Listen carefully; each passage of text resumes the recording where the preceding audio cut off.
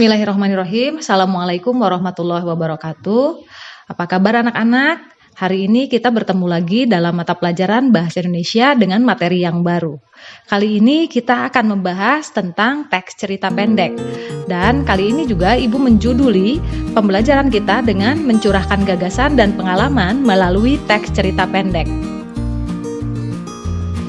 Adapun materi yang akan kalian pelajari kali ini berkaitan dengan penelaahan terhadap struktur dan aspek kebahasaan teks cerita pendek yang kalian baca atau yang kalian dengar. Dan nanti pada akhirnya kalian akan belajar untuk mengungkapkan pengalaman dan gagasan dalam bentuk cerita pendek dengan memperhatikan struktur dan kebahasaan yang telah kalian pelajari tersebut. Adapun tujuan pembelajaran kita kali ini adalah menelaah isi cerita pendek berdasarkan struktur, menelaah isi cerita pendek berdasarkan kebahasaan, menyajikan hasil telaah teks cerita pendek yang dibaca secara logis dan sistematis, menyajikan pengalaman nyata dalam cerita pendek, dan membuat cerita pendek berdasarkan gagasan dengan memperhatikan struktur dan kebahasaan.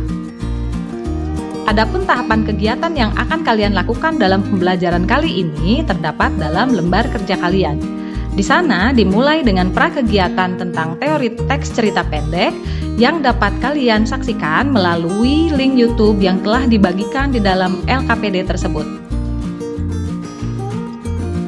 Kemudian, sebagai penguatan teori, kalian dapat membaca cerpen pada link yang tercantum di dalam lembar kerja kalian tersebut.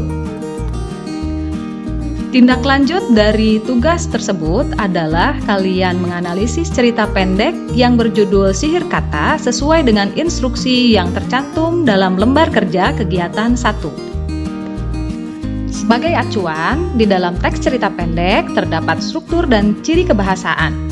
Sebagai struktur, kalian harus mencantumkan bagian abstrak, orientasi, komplikasi, evaluasi, resolusi, dan koda. Sedangkan untuk ciri kebahasaan, kalian harus menunjukkan ciri-ciri berupa kosakata, gaya bahasa atau majas, kalimat deskriptif, bahasa tidak baku atau tidak formal. Namun, yang kalian lakukan tersebut adalah sebuah latihan, karena yang sesungguhnya ada dalam proyek yang akan kalian lakukan sebagai berikut.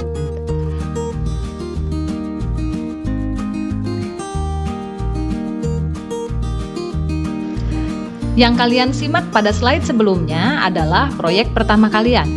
Adapun proyek yang kedua adalah kalian langsung membuktikan kehebatan berkarya kalian dengan membuat sebuah teks cerita pendek berdasarkan pengalaman nyata.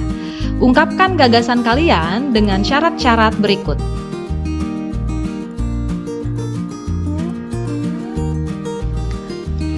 Jika kalian telah tuntas menyelesaikan proyek kalian, silakan kalian refleksikan apa yang telah kalian lakukan selama pembelajaran ini. Pertama, kalian boleh ungkapkan apa yang kalian sukai. Kemudian, kalian juga dapat mengungkapkan apa yang harus kalian kembangkan. Yang ketiga, kalian dapat mengungkapkan apa yang dapat kalian lakukan untuk pengembangan. Dan terakhir, berikan saran dan masukan untuk pembelajaran bahasa Indonesia selanjutnya. Dan jangan lupa, selesaikan semua kegiatan sesuai dengan langkah dalam lembar kerja kalian. Dan pastikan kalian mengunggah tugas kalian pada Google Drive masing-masing paling lambat 1 pekan setelah tugas diberikan.